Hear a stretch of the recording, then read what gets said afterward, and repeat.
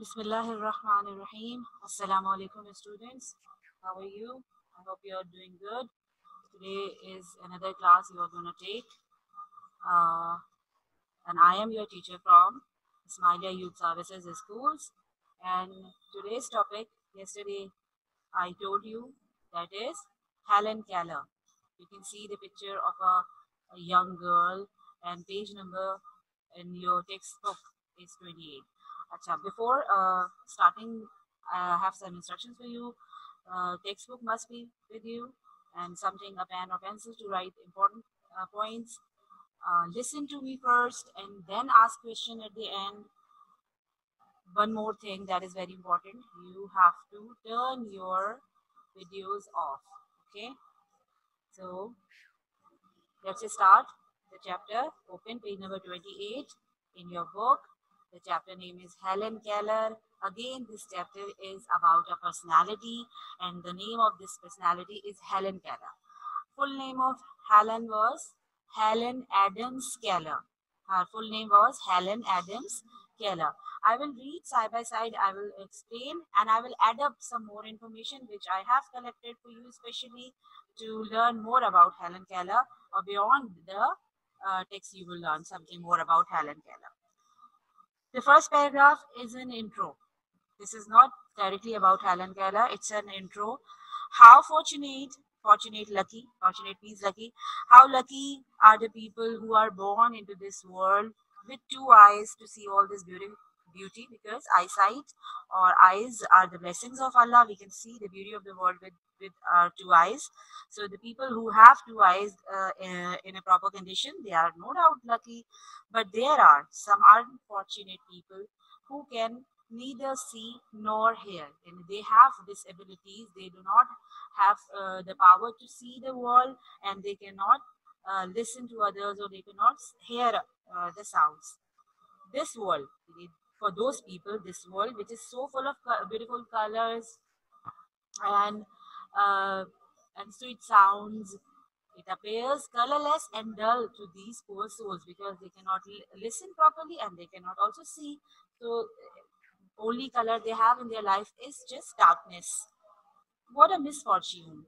Obviously, what a bad luck. Misfortune, bad luck. What a misfortune. They cannot see the lovely flowers. These are some examples. For example, they cannot see the lovely flowers blooming in the garden, in a being, the process of being a flower. They cannot see. They cannot hear the sweet sounds of birds and singing sweet songs.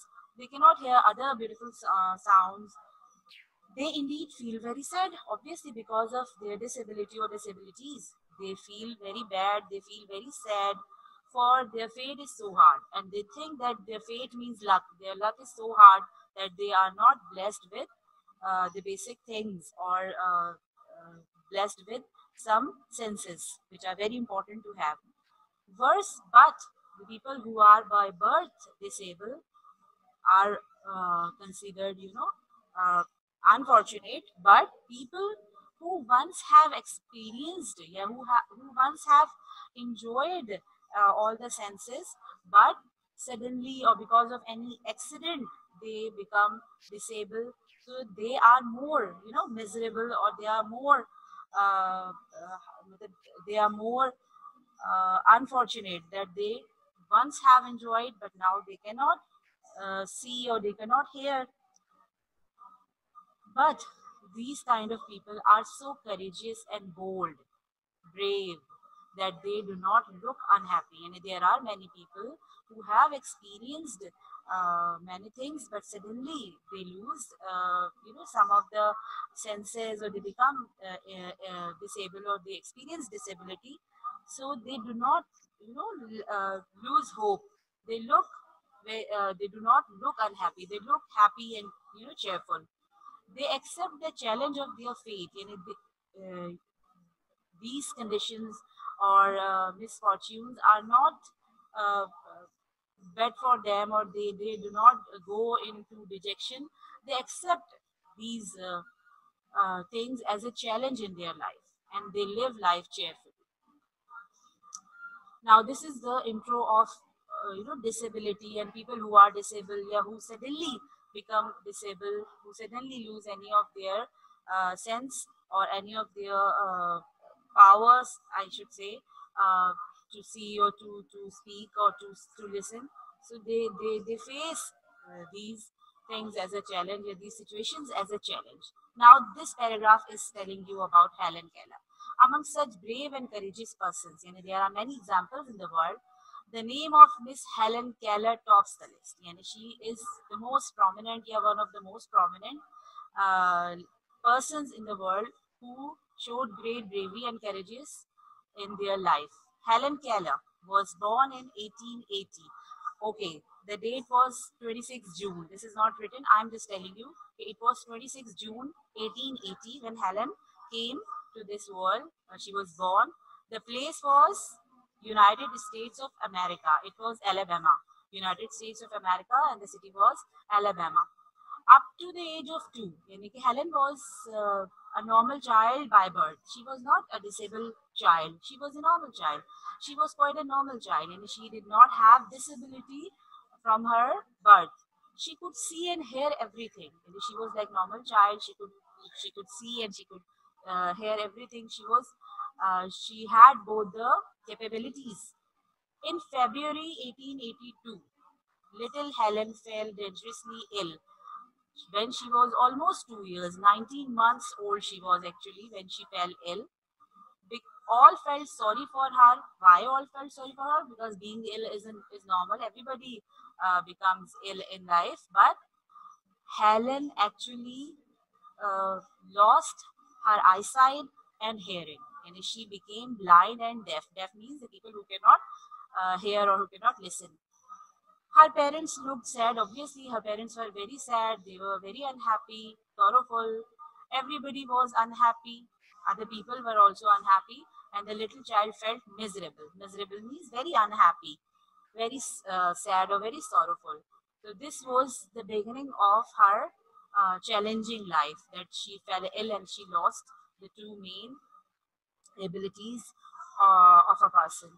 She was not able to see and she was not able to hear. When she was 7 years old, her life suddenly changed. Helen's father asked a lady named Miss Sullivan to come and look after his blind child. Whose blind child? Helen's father's blind child. It means Helen Keller.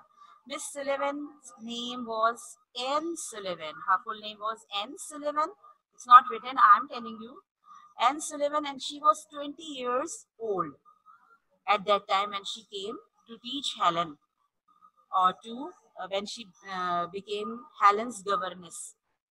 Miss Sullivan had herself become blind when she was a child. She has also experienced blindness when she was a child at her childhood. But then she got her eyesight back. She recovered her eyesight. She restored her eyesight. So she thanked God for his kindness to her by helping other blind people. Because she had actually experienced the pain or the problem. So she wanted to thank God, not only by words, by practical deeds. And what practical deeds? She she actually helped other blind people and for making their life happy and content. So one word, content, you were saying, CONTENT. I want to tell you something. Content is a homograph of content. When the meaning is happy, content means happy also. Happy and content are interchangeable. Content means happy. So when the meaning is happy, the pronunciation is content. But when we talk about any explanation or piece of any explanation, the same spelling, but the pronunciation will be content. So according to the meaning, the pronunciation will be different. This time here it is content, happy. Okay. She started teaching Helen. Miss Sullivan, Anne Sullivan started teaching Helen, and it was not an easy teaching or regular teaching. It was very difficult. It was a very difficult task for her to teach Helen. In the beginning, I told you I will tell you something more about Helen. In the beginning, Helen was so frustrated. She was not responding positively. She was being frustrated, but slowly and gradually, because Miss Sullivan could understand her feelings, na? So she gradually and slowly, and she kept her teaching very patiently and kindly, and gradually and slowly, Helen started becoming changed, or she started learning positively. One day, she took Helen to the river bank and put her hand in the water. One day, Miss Sullivan took Helen to the river bank, near the river or corner of the river, and she put Helen's hand in the water to feel water actually. Slowly, she made her write the word water on the sand. And slowly and gradually, she taught her how to spell the word water. And Helen wrote the word water on the sand with her finger. She made her do it several times, and thus Helen learned how to spell the word water with so many exercises. She felt very excited. Who felt? Helen felt. Helen felt very excited because she knew that at last there would be some light in her dark world. Yet there would be some hope in her dark world. Although Helen was not I should say, uncourageous. She was very courageous also, but it was a great feeling of excitement because she thought, yeah, I can do more, yeah, I can move further like normal people, and she started learning better.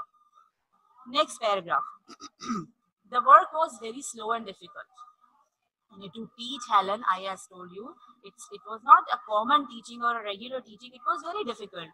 Obviously, it was very slow. It took a lot of time. But Miss Sullivan was very kind and patient. And she treated Helen very kindly, very calmly, very patiently. She did not become harsh or very strict with Helen. She taught her very, very nicely, very kindly. Little by little, underline this phrase because this phrase can be given to you to make sentence. So little by little means slowly and gradually. She taught Helen about mountains. Yani she taught Helen's, yes, she told Helen, yes, she introduced Helen to mountains and rivers and about history and to the world. She introduced Helen to the world. Helen came to know about the world. She was unaware because she was just 19 months old girl when she became ill and she lost her eyesight and her hearing. So Miss Sullivan told her what actually the world is, what are the beauty of the world, what are the things around her. She introduced to Helen.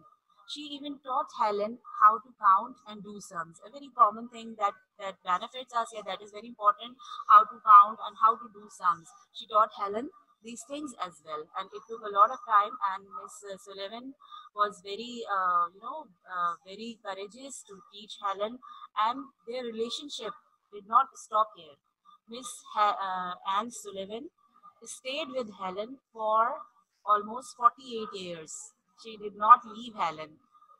She would live with Helen when she died. She married, but she kept, staying with Helen.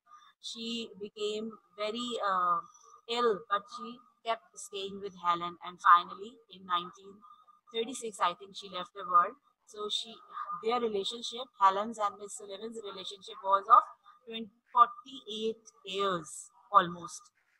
Now the next paragraph. When she was 8, she was sent to a school. Who was 8? Helen was 8. Helen was sent to a school for blind children. Actually, the name of the school I'm telling you, it was Perkins Institute for the Blind. And this was the institute or a school where Miss Sullivan had also learned from or had also studied. She had forgotten how to speak. Helen had forgotten how to speak because she could speak a little at the age of 19 months, but she had forgotten the words she could speak before being uh, blind and deaf. But her teacher helped her a lot. Another teacher, it was not now Miss Sullivan, a very famous teacher in Helen's early school was Sarah Fuller. Sarah Fuller taught her how to speak again. She would put Helen's hand. What practice she would do? Sarah Fuller or maybe another teacher. She would put Helen's hand on her own lips and let her feel the movements of the lips at the time of speaking. And Helen would put her fingers on her teacher's lips, and while speaking, she would, while her teacher was speaking, she would feel the movement. and then she learned how to speak different words. Helen did many exercises like this, and again it was very tough, it was very challenging, but Helen did it. And at last, at the age of 10, she was able to speak again, and she regained her speaking. What a joy, she exclaimed. And when Helen remembered her life in her autobiography, so she said, what a joy it was. She did not say it was very difficult, it was very tough, how difficult it was for me. And she enjoyed this experience. By and by, again, slowly and gradually, she learned to read books. These books were printed with raised points instead of letters, and she read them by touching with her fingers. This kind of books are written in Braille. This is called Braille. The people who cannot see, they have specific books, and these books have raised points, and they touch these points, these raised points, and then they finally read. And but the people who can read through Braille, they do not take much time to read. It comes in our mind, it comes in our mind that they may take a lot of time to read a line or a paragraph, and we can read faster. No, they read like us. They are very well in this skill when they learn. In this way, she was able to learn as much as other people could. Again, as I told you, Helen was very brave. She was very courageous. She was very hardworking.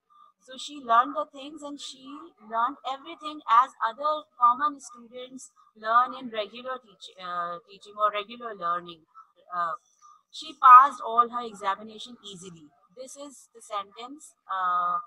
We can say this is according to Helen's point of view, it was easy, but if we ponder over it, it was not an easy task. It was a difficult task, but Helen's zeal and uh, Helen's bravery and Helen's feeling to learn and to accept the challenge, this made her enabled to do this. It was not easy indeed.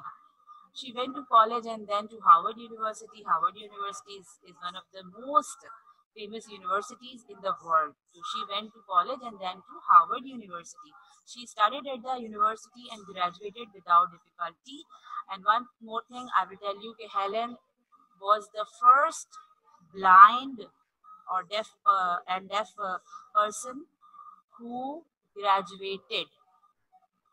She was the first blind and deaf person who graduated from a very famous and renowned university, that was Harvard University. She proved to be a better student than many others. She was a good learner. She was not a slow learner. She was a fast learner. She was a good student. And her academic results were good. Her teachers loved and admired her. Obviously, this kind of a girl who put a lot of efforts, who has great courage, who is not normal like others, but who was behaving normal like others, although she was not apparently. So obviously her teachers loved and admired her because of such qualities she practically proved to have. Okay, now you can see a picture. Little Helen with Anne Sullivan. This is an original picture. This is Helen Keller, young Helen Keller, and the lady beside her is Anne Sullivan, who changed Helen's life. And when Helen remembers her in her autobiography, so she says in her autobiography that this lady actually changed my life. When she entered my life, it was my soul's date of birth. Yeah, it was my soul's birth actually. Once again, I felt like being born.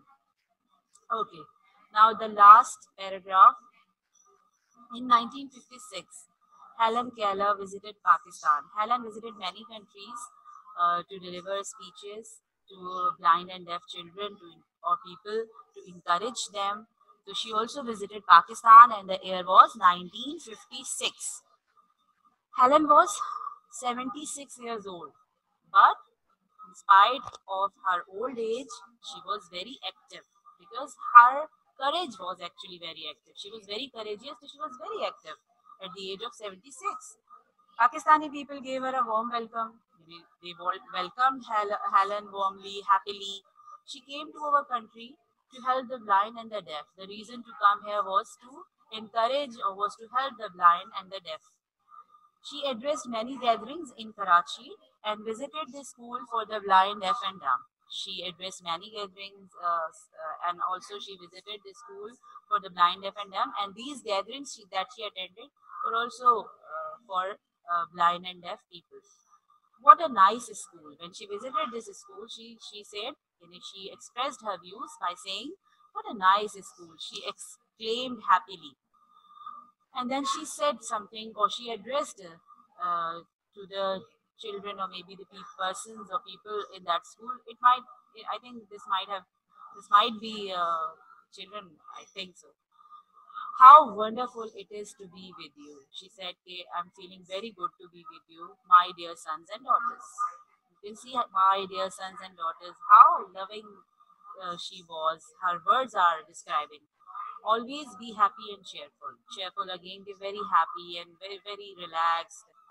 So always be happy and cheerful. Never curse your fate. This line is very important because people who experience bad time or bad times in life, especially this kind of disability, they curse their fate. Why we have this disability? Why can't we see like others? Yeah, why can't we hear like others? Yeah, why can't we behave like others? Why do we have these things in life as other people don't have? So she said, never curse your fate. Curse means to say bad words about your luck. I'm so unlucky, and never go into dejection. She wanted to say, you can do everything in this world. She said, "Okay, never curse your fate. Don't think that you are unable to do some particular task." She said, you can do everything, whatever you want. Only you should have courage to do so, and you should have strong will to do so. So you can do everything. She said to the students of the school, and admired heartily all the ladies who were working and teaching there voluntarily. Voluntarily means without any greed or without any paid salary, just for humanity. They were working there with so much zeal. Zeal means, the feeling of doing something, strong feeling of doing something. And selfless affection. Affection means love. Selfless means without having any greed. So this is all about Helen Keller. And one more thing I want to add here. Okay, who was Helen Keller? Helen Keller was a brave lady, and she was not only a brave lady, she was a political activist, she was an author, and she was a lecturer. So she spent her life successfully like many other people, or you can say she was more successful than many other people.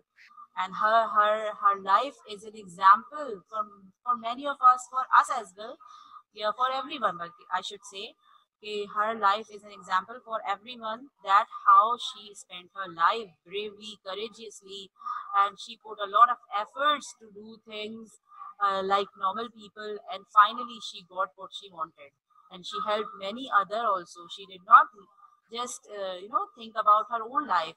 She also helped other blind and deaf by encouraging them. She did not give them money and something. She encouraged them. She boosted their courage to live life fully or happily. So this is all about Helen Keller, and I think you must have got what I told you about Helen.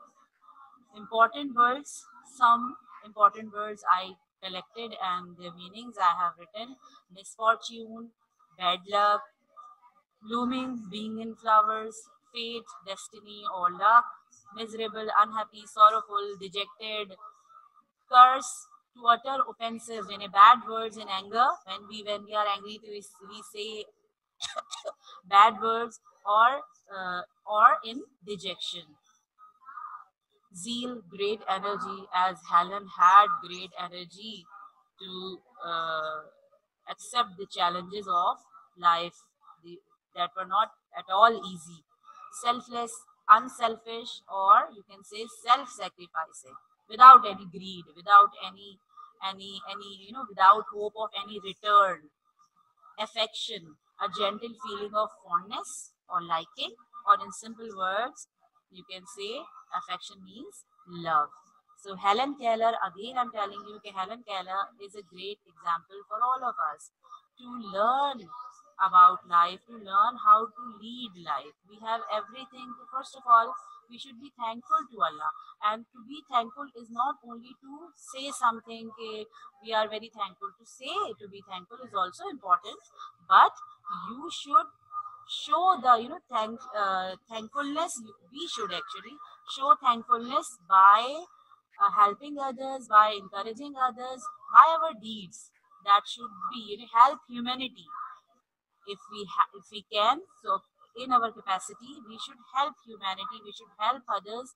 When a lady who was disabled, who had less abilities as normal people have, but the deeds she showed, the life she spent, is a great example for many of people, or for everyone, to learn and to be like her, and to help the humanity without any greed. Okay, Helen Adams Keller, you have learned about her life, and take a screenshot of these words meaning, because this will help you to understand the content better. Okay, I hope you have taken the screenshot. Now, the homework I'm going to share with you, home assignment. First of all, textual questions. Question number 1, where and when was Helen Keller born? About the early life of Helen Keller. Then question number 2 is, how old was Helen when she fell ill? And you have to answer directly, and the description as well. She was 2 years old when she fell ill, but what happened? You have to describe in more sentences. Question number 3, who was Miss Sullivan? How did she teach Helen? Okay, who was she, and how what she did for teaching Helen? The way of teaching of her teaching. How did Helen learn to speak? This is another question. I said, do not mix question number 3 and 4, because some students, mix Helen Keller, his first teacher, Miss Sullivan, and Helen's school teacher, who taught her to speak again. Okay, question number 5. When did Helen visit Pakistan and why? The time and then the reason behind it, behind the visit. Then question number 6, why do you think that Helen Keller is a wonderful lady? So this question you will write in your own words, but in context. Should not be something out of context. It should be in context, but you will do in your own words. Question number 7, why was Helen Keller loved and admired by her teachers? As you have learned that she was loved and admired by her teachers, so why? What was the reason behind it? Okay, her teacher, Helen's teacher, loved and admired her. Okay, these are questions. Okay, take screenshot quickly, as I always tell you. I hope you have taken. It takes a little time to take it, so please take your time and quickly take a screenshot. Okay, the next work, textual blanks.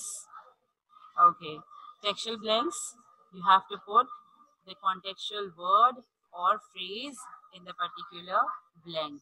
It might be single word or a phrase as well. It's not only to be a single word. Okay, how dash are those who are born into this world with 2 eyes? This world which is so full of beautiful colors and sweet sounds appears dash and dash to Helen. Then next, they accept the dash and try to live cheerfully. Among such dash and dash persons, the name of Miss Helen Keller tops the list. Helen Keller was born in 1880 in a little town in the place you will put here. Up to the age of 2, she was quite a dash. Everybody felt unhappy and the little child felt dash. Space, dash means space actually. Okay, take a screenshot quickly, and then I'll proceed to the next slide. Okay, okay, you have taken, I hope. So, Helen's father asked a lady named Miss Sullivan to come and dash his blind child. One day she took Helen to the dish. and put her hand in the water. Slowly, she made her write the word dash on the sand. The work was slow and difficult, but Miss Sullivan was very dash and dash. She even taught her how to dash and dash. When she was 8, she was sent to a school for dash. These books were printed with dash instead of letters. She went to college and then to dash. She means Helen Keller. She proved to be a dash than many others. In dash, this wonderful lady visited Pakistan. She was dash but still very active. So never dash your faith. Inverted commas you can see. So this is from the statement Helen given to the uh, deaf and blind children at a school in Karachi. Okay, these are the blanks. Take a screenshot again quickly. So this is your homework I have shared with you. I have explained with you, and I'm going to end the lecture with this quotation. And you can see whose quotation is this. This is Helen's famous quotation. And what she said in this quotation, you can read: life is either a daring adventure or nothing. It means if you have a dare to do things, then you can do, otherwise your life is nothing.